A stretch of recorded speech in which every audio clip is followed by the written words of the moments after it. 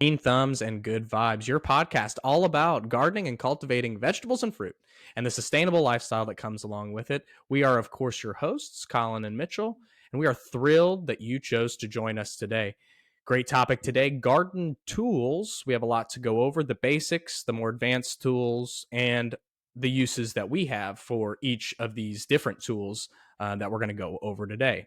So thank you again for joining us. Grab your cup of coffee and let's get into it.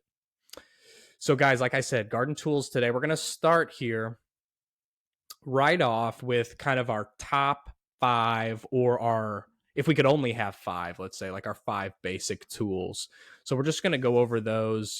This is obviously our tools that we use in and around our garden to care for it, to make sure that it is totally, we can do all of the different tasks needed for a garden and a gardener. So I'm going to go ahead and start off first here and talk about the top five. Now, no particular order on these. And for our friends just listening, we're going to try to just describe what each one of these tools looks like if it's not something that you've obviously seen before. So once again, no particular order, but let's go over it. To start off, a good hose, what would you call this? Like a connector like or yeah, a little hose connector, a little sprayer, a little watering attachment for your hose. This is my Mhm. favorite currently. Just has a little power adjuster here on the handle, bit of a neck here, and then it comes up. And this is, I think this is called like a rain head. So the reason I like it is just it comes out in a very gentle way for the plants, very similar to rain, obviously, why it's called that. And it also, because of the way it comes out so lightly, I find that the soil is able to absorb it more readily.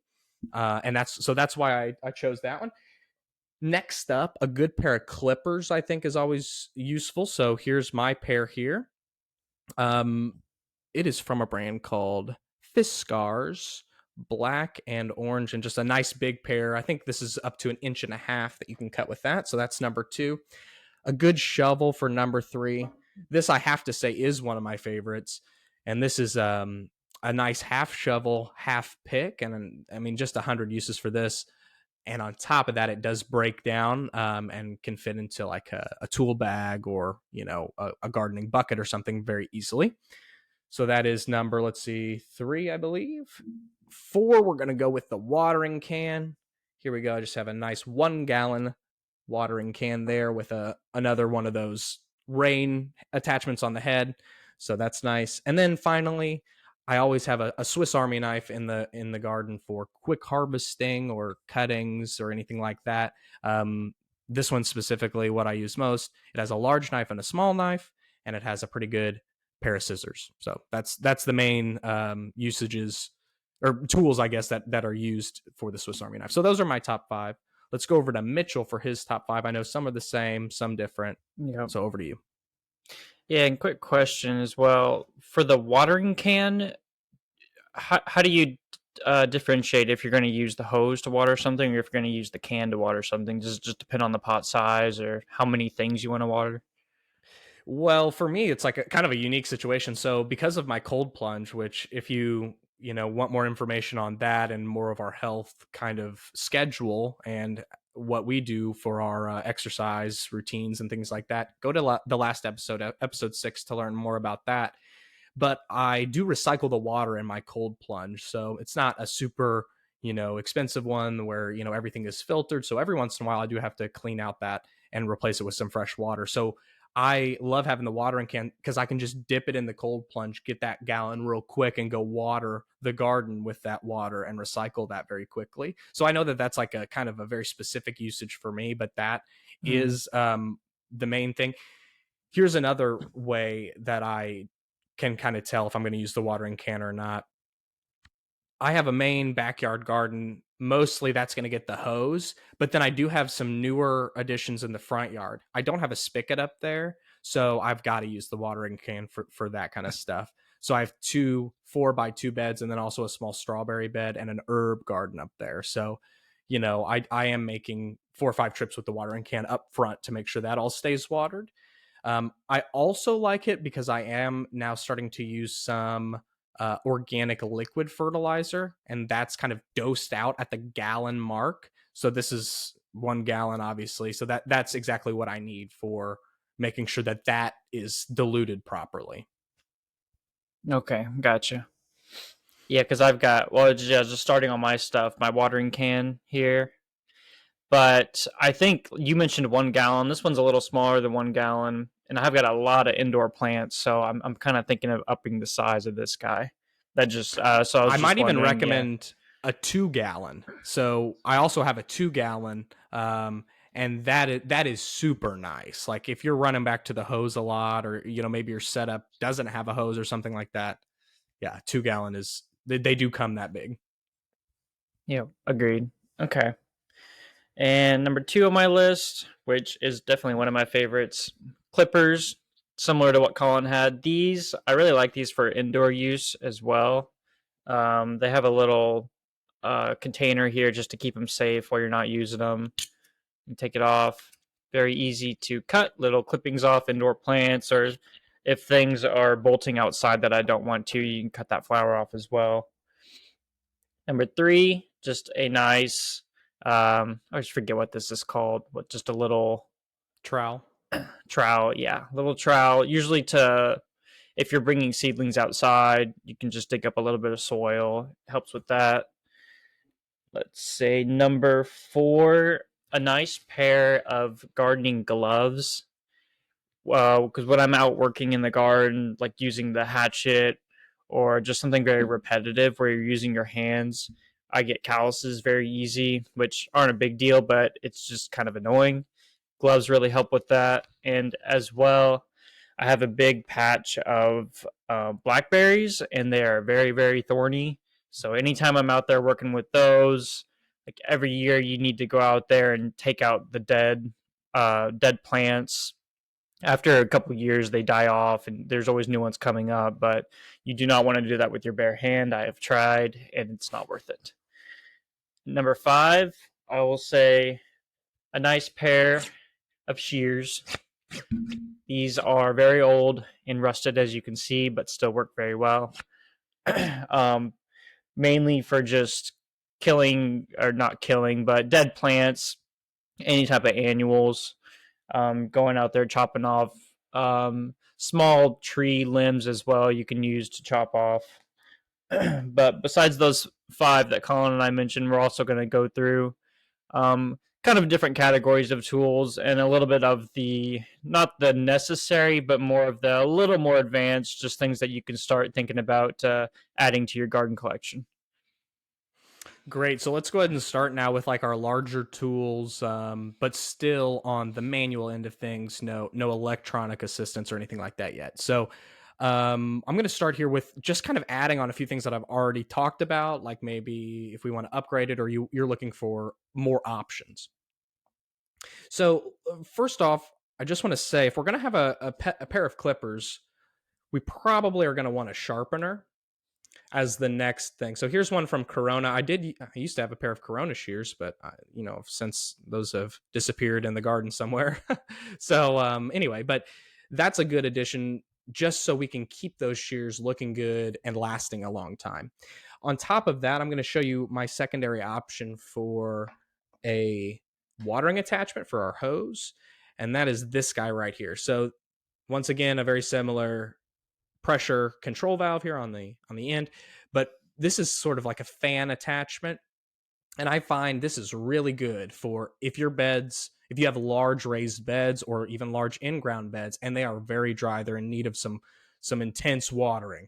This can really cover a lot of area very quickly, and it can also give you a lot of water very quickly. It definitely is pumping out a higher velocity than that other one I showed you.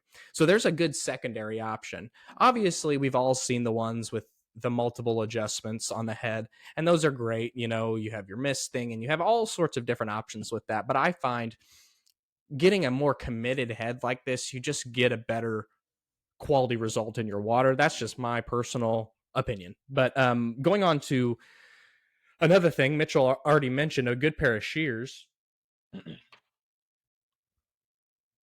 Let me pull these up real quick. and here's mine. Mine have a length adjustment. So, if you're going higher up into the tree or something like that, you're able to do that. And mine are old and rusty as well, but they work great. Let me mention something about these this tool specifically, the large shears, being extra useful for gardeners. And you kind of wouldn't think about it other than, oh, maybe I have a fruit tree or something like that. Then we might think about it. But the truth is, if you have any sort of composting setup, these shears can be a great addition because you're able to then put, all of your cuttings into a bucket or something like that, or in larger cases, just on the ground. And you're able to chop all that up into a fairly uniform size. And you're just going to have a much better result when you put that in your tumbling composter, your, composting bays, whatever the setup, a big pile. It doesn't matter what your setup is.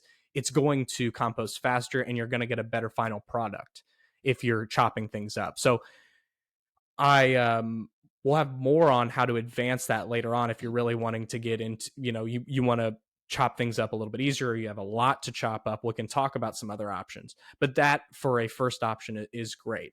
Okay, so then on, going back to another type of shear, this one is more of like I would call a lobbing shear. So this is one that can go up to 1.5 inches tree limb and can get you some really clean cuts on that.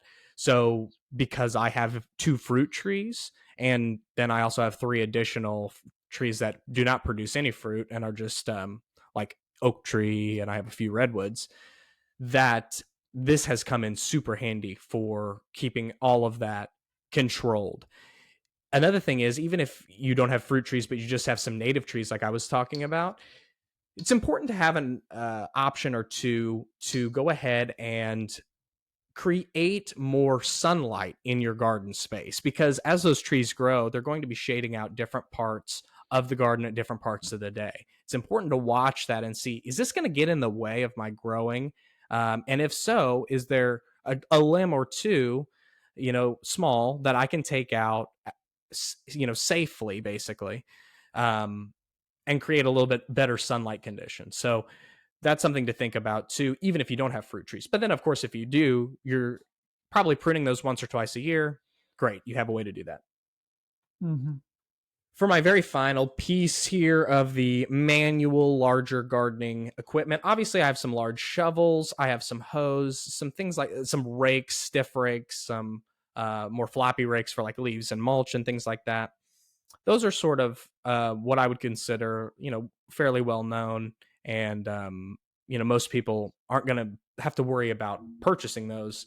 So we're talking a little bit more about the more eccentric stuff. So here's another one. This is a manual tiller or cultivator here, and it's also called an aerator sometimes. Just these 3 little wheels of spikes here that you're able to break up the soil with. It's also you can replace this handle with a few different options, and it extends from the neck here, as you can see. So you can get a few different length options as well. Here's what I really like about this for specifically my area. I have a lot of clay soil, so you're getting large when you're trying to plant in ground. You're getting these large clumps of clay that are very hard to work with, and especially for the plants, like they can't work with that as far as growing medium. So what I like to do is put down my amendments, work it in with this cultivator. It's nice because it spreads it out, it creates some holes, it works it in, and then work it. Sorry, my cat's making some noise. Work it then additionally for a few days after that and really mix it in. And what you're doing is, yes, there is some disturbing of the soil, but not nearly as much as what we would call like an electric or even a gas like cultivator or tiller would do. That would be totally ripping up like the first 6 inches to 12 inches of soil, where this is working it in a more natural way, let's say, just a little bit more gentle. But on the other side of that, there is a caveat of it does take a lot more work and time. Like I said, you're going out there, you're kind of running this over with the cultivator 2 or 3 days in a row to get a good mix. But at the end of the day, it's a little bit gentler on the soil biome and might keep a little bit more of that intact for you. Okay, so I think that's all I have as far as my additional large manual tools. So let's go over to Mitchell now, see what his lineup looks like. Okay. Yeah, some similar stuff, some different stuff. I'll go off of what you were just talking about, the cultivator. I've got a similar one as well. This is more of like a rake type of cultivator with the 5 little crooked metal handles on it. I really like this for working with the soil, just like Colin's cultivator does. This one I really like for pulling out weeds. You don't have to get on like your hands and knees. It's very easy to just grab in there. It gets the roots underneath, pull it out. Very good for messing with the soil if you're going to be planting stuff, just cleaning it up a bit. And as well, a similar size tool. This one, and if you are just listening to this podcast, I would recommend watching it as well as we show off these tools. But like Colin said, we'll try to explain best we can. This one is a crescent moon edger. This is really nice. It's basically just like a half moon shape, all metal, fairly sharp. It's good for the sides of your garden for weeds, cutting those out. If you want to cut up your grass a little bit, if it's overgrowing on like sidewalk or whatever, it's very good for cutting that up. And I'll go with a classic next, a post driver. This thing's really heavy. Very simple looking, 2 handles, and then the middle it's hollow with the circle for that's where the post goes, and you basically just there you go, slam it down. Good for if you're starting like an actual garden area and you want to have a fence up. This is what you'll use to get those posts in the ground. And without it, I really don't know many methods of getting those posts in easily, except maybe like a mallet or something like that. But that post digger or post driver just works very, very well. Oh yeah, And definitely the best way. yeah, yeah.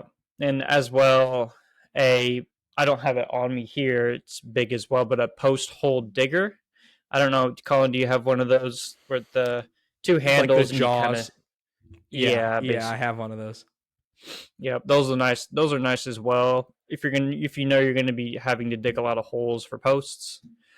Um, let's go with clipper next. So we talked about clippers. This is more of an extended clipper, a little bit longer. I really like this for tree limbs where I can't reach them very well. Much easier to get them rather than the kind of shorter. I like the longer, shorter clippers for more like bushes, smaller plants, and then this one more for tree limbs. And just be careful when you're using stuff like this. This one lost the protective piece right here that keeps it nice and separated. So when I use these, my fingers get crushed every time. So you just got to be very careful. I Gotta should probably offset your just get hands. yeah, I should probably just get a new pair of those eventually. And the only other thing I have too is a sharpener. So we didn't mention it, but like having an axe or a hatchet. Colin did mention sharpening a little bit for your like your shears, but any sort of metal tool that you're using that's supposed to stay sharp, make sure you do keep it sharp.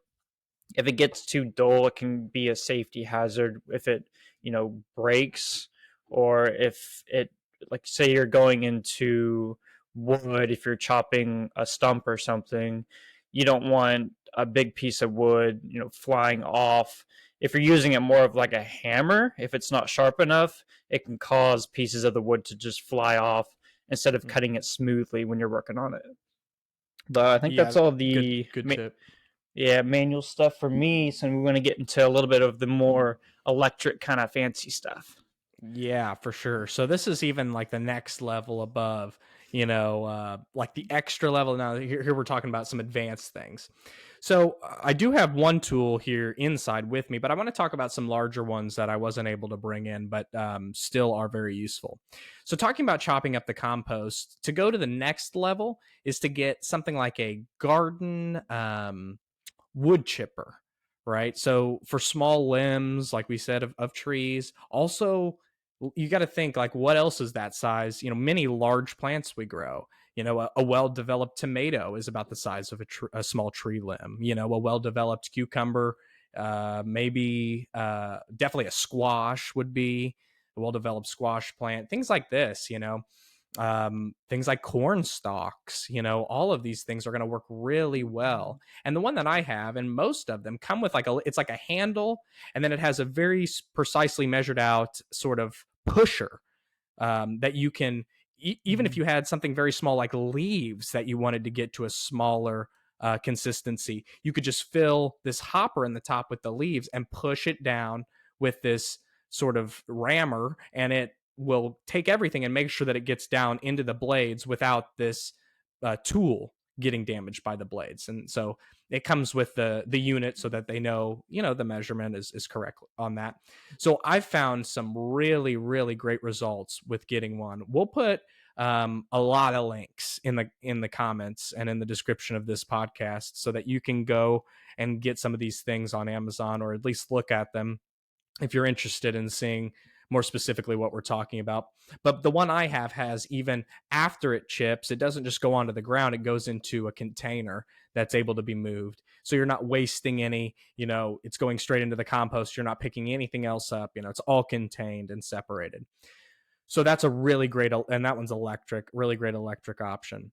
Obviously, things like the normal electric tools, an electric saw, an electric drill, these things are going to be important for people who like to do a little bit more DIY garden approach. If you're going to be building some trellises, if you're going to be building, which we'll talk about, if we're going to be building garden beds, which we'll also talk about, having a good set of basic electric power tools is going to be essential for that. And even making adjustments as the years go by and you're growing different things and you need to add some options right onto these beds, you'll be able to do that. After touching on that quickly, let's go on now to I do have a few lawn care tools, a hedge trimmer and a weed whacker that are electric, just for cleaning up any weeds, keeping the garden looking nice mainly. And then my last thing here, and this goes back to the tree trimming options, and this right here is an electric chainsaw. So it's a very small one. It's only 10 inches and it's run off of drill batteries. Mine is a Black & Decker brand. I don't know that they make many Black & Decker brands that use the exact battery I use, but I know Ryobi, which is, I'm a fan of their power tools. They have one. I know, let's see, DeWalt has one at the 10-inch, 12-inch. That's I think the chain length, right? Like how far out that arm is sticking on the chainsaw. That's what that is. So mine is only 10 inches. So you're not chopping huge logs with this. This is just to break down any branches that are too large for those lobbers to get. We can hit it with that. Or even just for ease of use, maybe there's a lot of small branches. We hit that up, just get them all in one pass. That's nice too.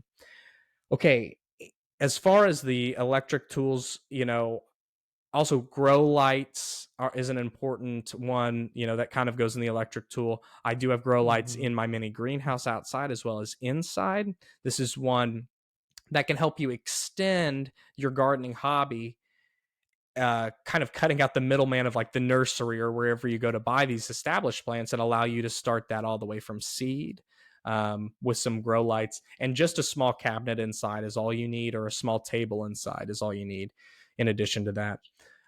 So for me, I think that's about it on electric tools. Mitchell, why don't you go over your electric tools?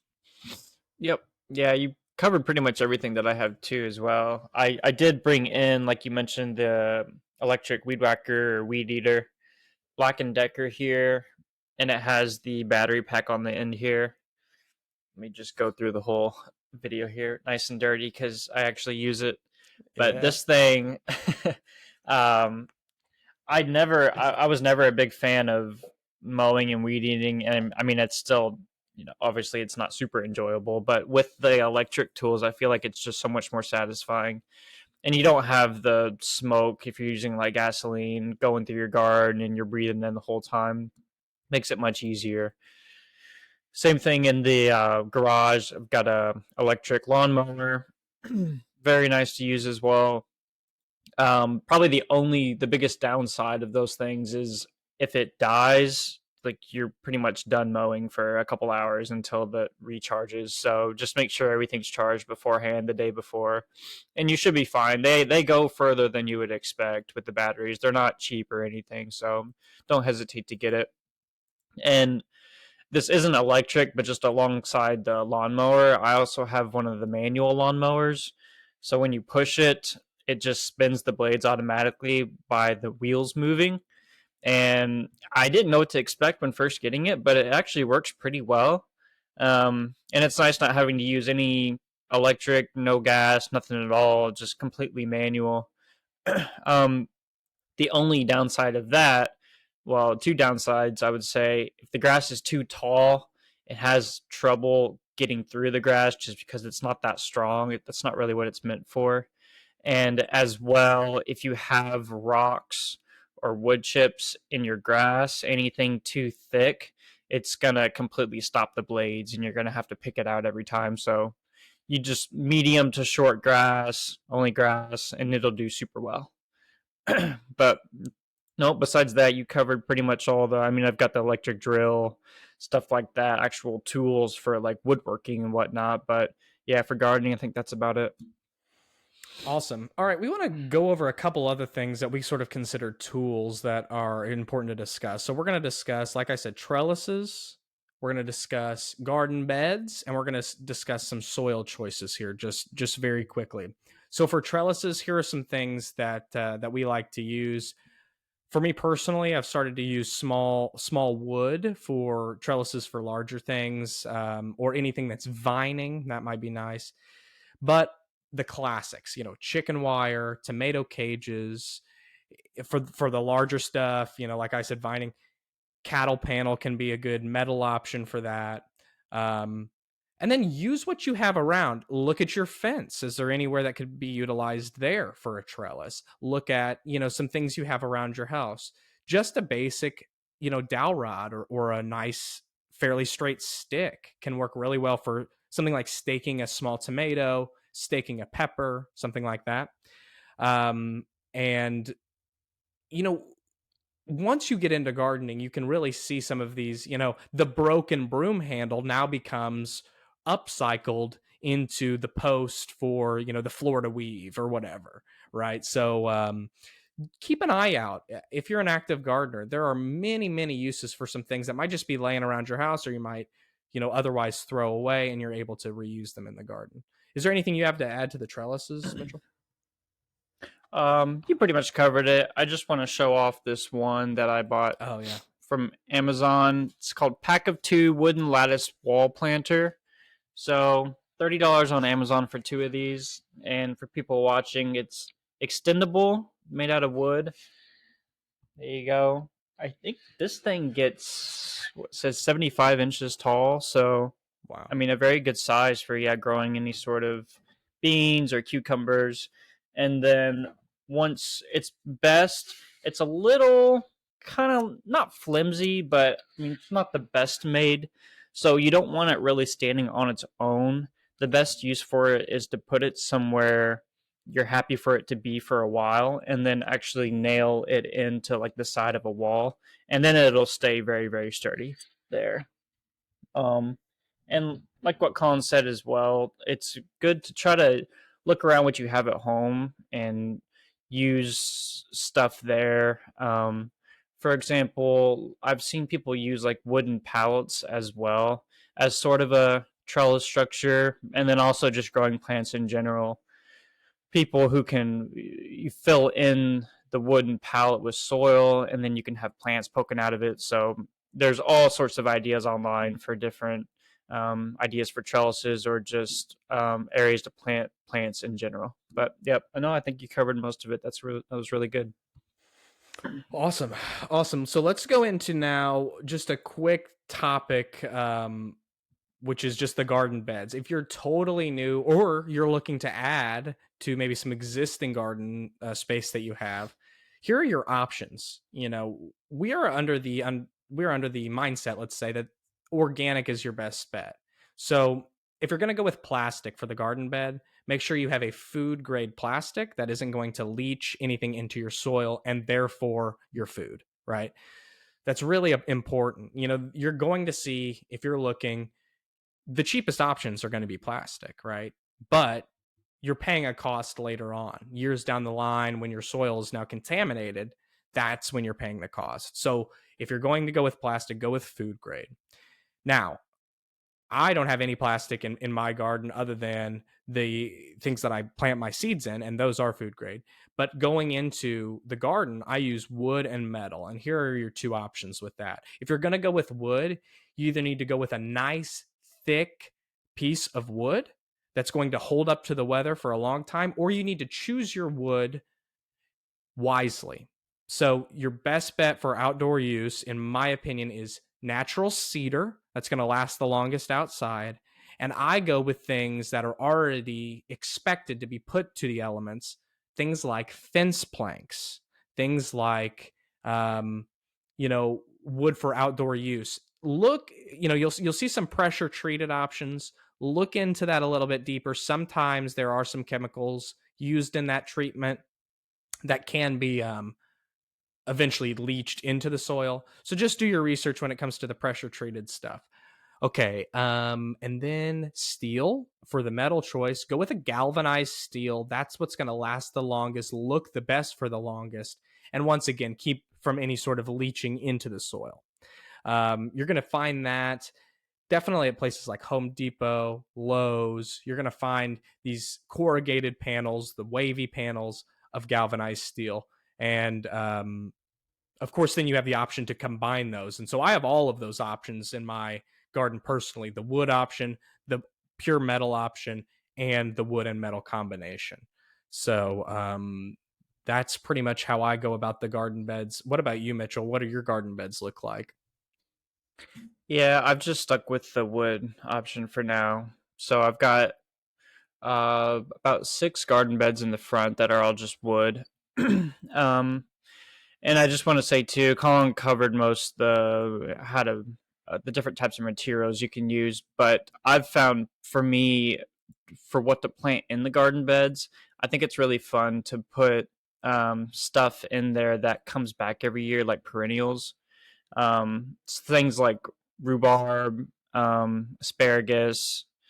Um, it's nice to have those plants almost separated out from everything else, like the crown of the plant, because you know exactly when it's going to come up, like where and when it's going to come up each year. It's very easy. You don't want to start mixing different plants up, it just can get a little bit confusing.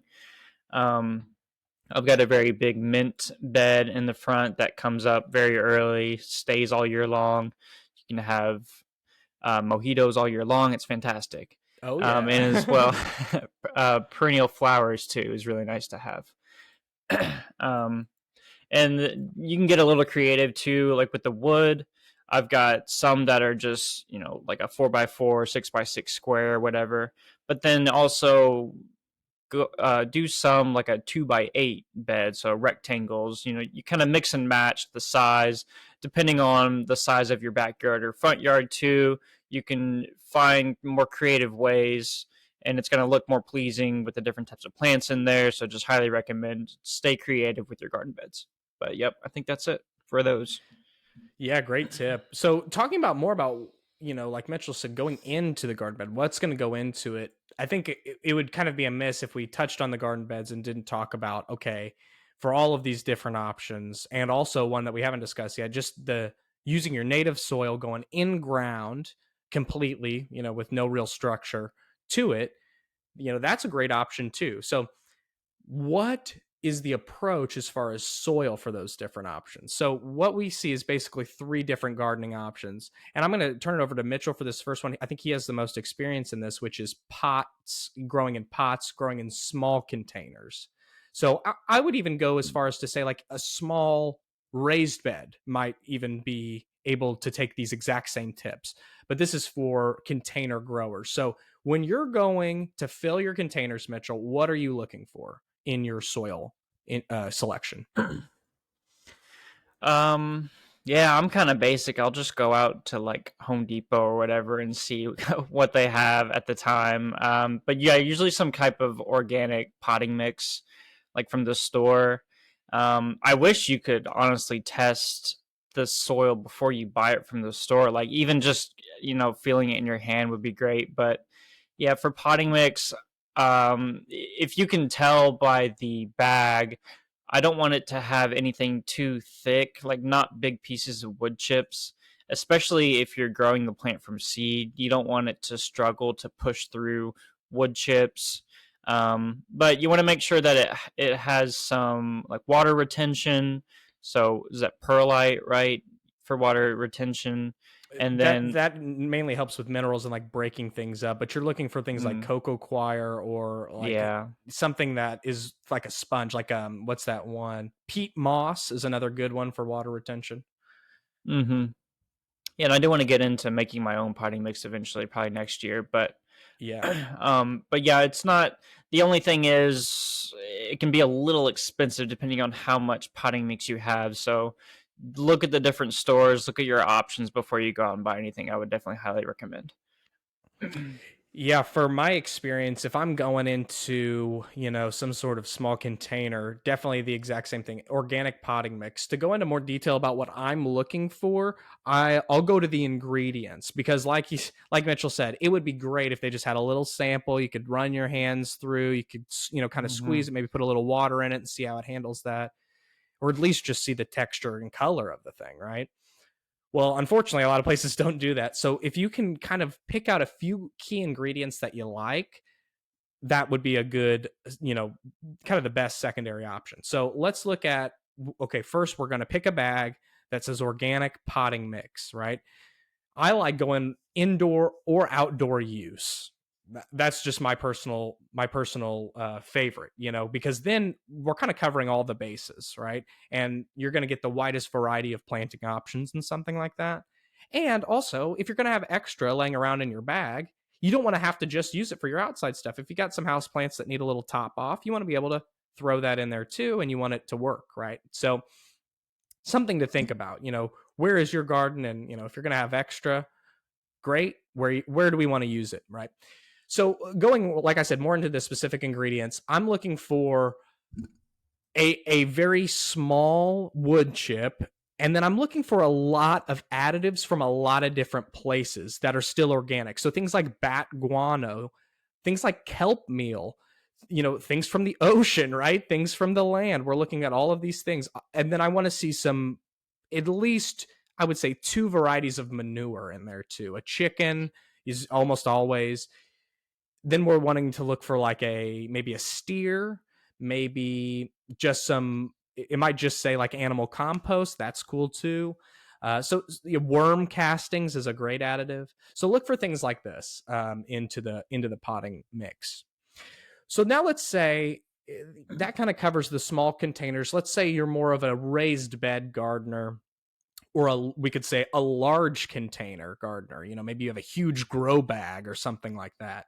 You probably don't want to spend all the money filling Hmm. that completely with soil.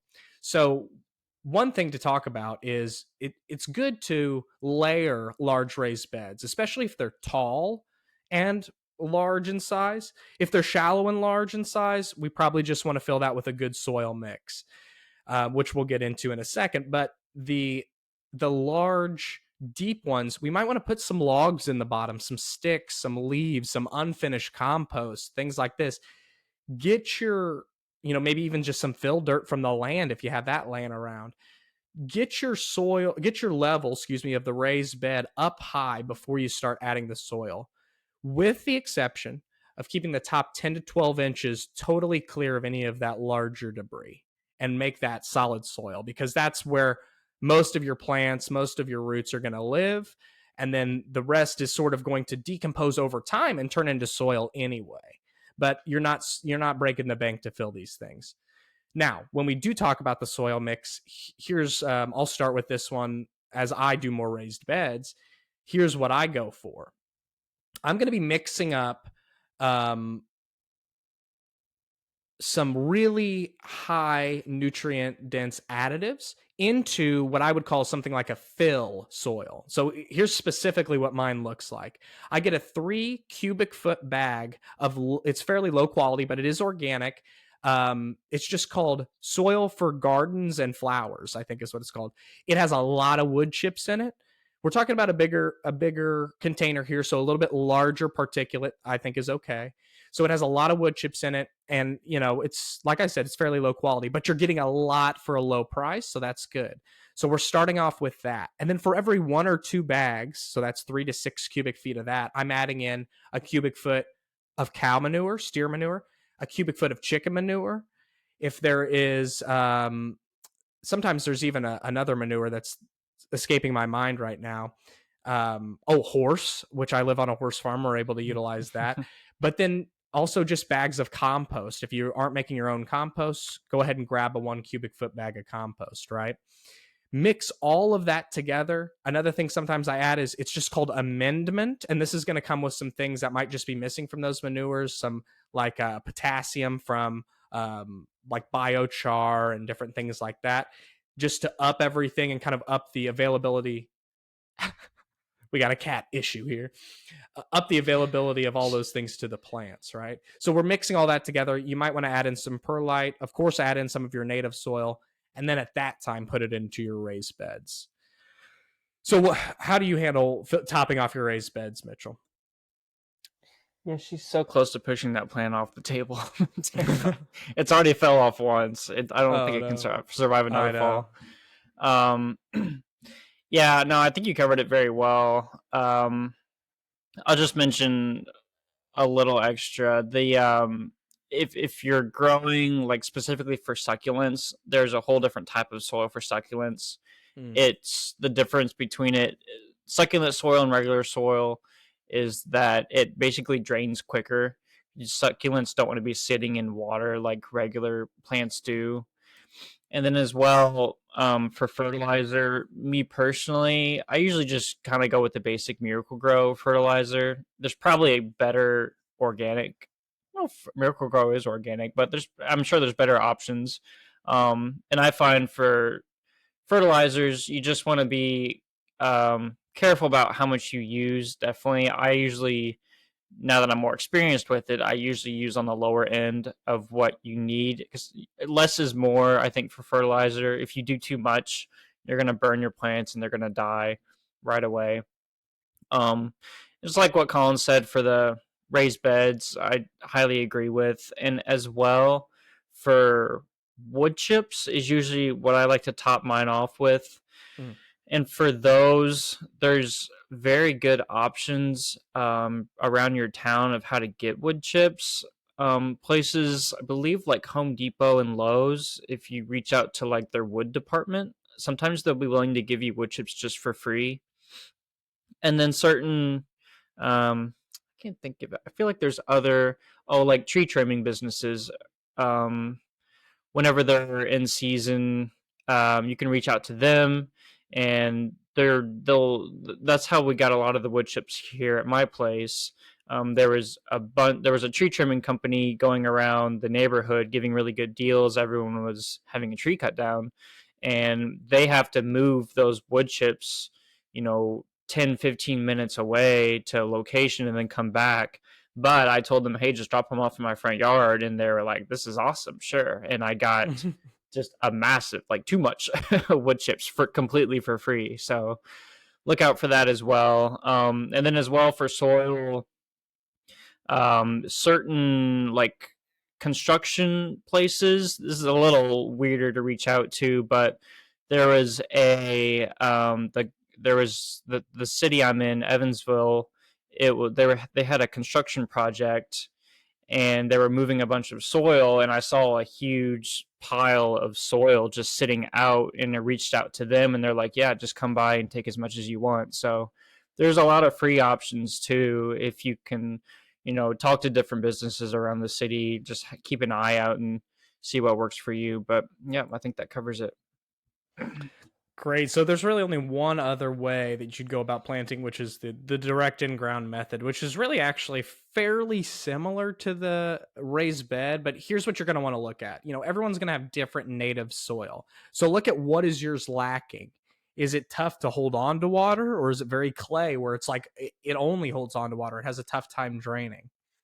Add your manures for the viability of the plants, of course, ahead of time. You want to give that time to settle, and then look at what you're adding to kind of correct the lacking in your native soil. So like I said, I have a lot of clay. I'm going to be adding wood chip into my native soil to help with draining, right? I'm going to be adding perlite into my native soil to help with draining, things like that. Whereas if you were in like maybe a more arid climate, like let's say you're in Arizona or something, it's very sandy, maybe then you're adding like higher quantities of organic material. Maybe you're going hard on the compost, maybe you're going hard on the peat moss to hold on to some of that instead of it just draining away, more like you were saying, like a succulent mix or something. Another thing that's sort of interesting, that succulent mix is a lot of times paired in the same bag. It'll say palm, succulent, and citrus mix. So citrus trees have that same tendency to want to drain a lot.